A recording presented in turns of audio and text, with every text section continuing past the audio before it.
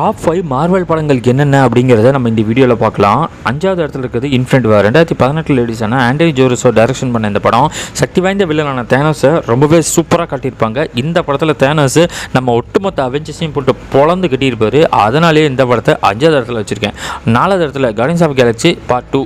இந்த படத்தை பொறுத்த வரைக்கும் பார்த்தீங்கன்னா பார்ட் 1 விட 2 தான் எனக்கு ரொம்பவே பிடிக்கும். அதனால தான் இந்த லிஸ்ட்டில் 4வதாக போட்டிருக்கேன். இந்த படத்தை பொறுத்த வரைக்கும் பார்த்தீங்க அப்படின்னா காமெடி ஆக்ஷன் எல்லாமே இந்த படத்தில் இருக்கும். அதனால் 4வது இடம். 3வது இடம் captain America winter soldier. Joe Rousseau தான் டைரக்ஷன் பண்ண படம். மார்வெல்லே தனிப்பட்ட படங்கள்லேயே ரொம்ப சிக்கலான கதைக்களம் கொண்ட படம் எதுன்னு கேட்டிங்கன்னா என்ன கேட்டால் நான் வின்டர் சோல்ஜரை மட்டும்தான் சொல்லுவேன். ஓகே, 2வது இடம் எதில் இருக்குன்னு பார்த்தீங்கன்னா பிளாக் பேந்தர். இந்த படத்தை வந்து ரயன் கூக்லர் தான் டைரக்ஷன் பண்ணிக்கிறது. இந்த படம் ஆப்பிரிக்க கலாச்சாரத்தை ரொம்பவே நல்லா காட்டிச்சிருப்பாங்க.